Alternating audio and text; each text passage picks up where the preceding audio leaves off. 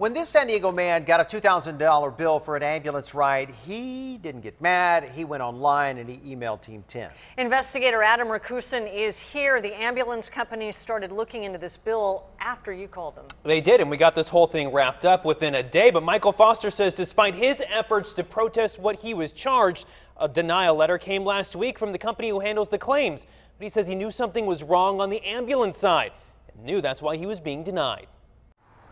When they came to pick me up, the ambulance just was able to back right to the base of the walkway. It's never easy asking for help, but in June, that's exactly what Michael Foster needed.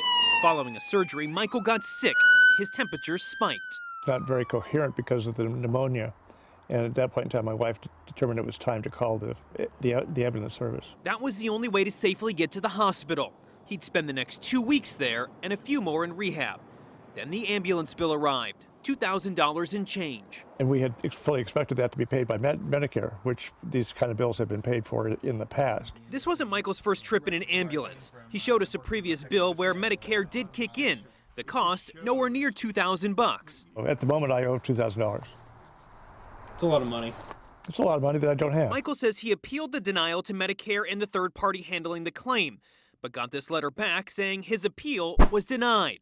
In the denial letter, it says, Medicare only covers ambulance transports when the patient could not have traveled safely by other means. But Michael has this letter from his doctor that says ambulance was the only way. There was no reasonable alternative means for his transport to the hospital in this situation. The letter also noted they didn't have all the information from the ambulance provider. Team 10 contacted Rural Metro to try to get to the bottom of this. Michael says a representative from Rural Metro contacted him this morning, saying yes, it was a billing error, and they will correct the billing with apologies.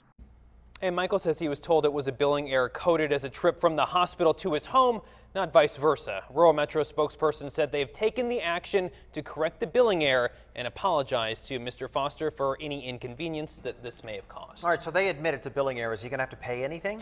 He told me that he doesn't look like it's going to have to pay anything. Definitely not that $2,000, and hopefully in the end of this just wiped out entirely. Nice. That's a great story and a great ending because you don't want people to second guess when they need to call Right. an ambulance. No, if you need it, you need it. Right. Good point. Thank you. Thank you, Adam.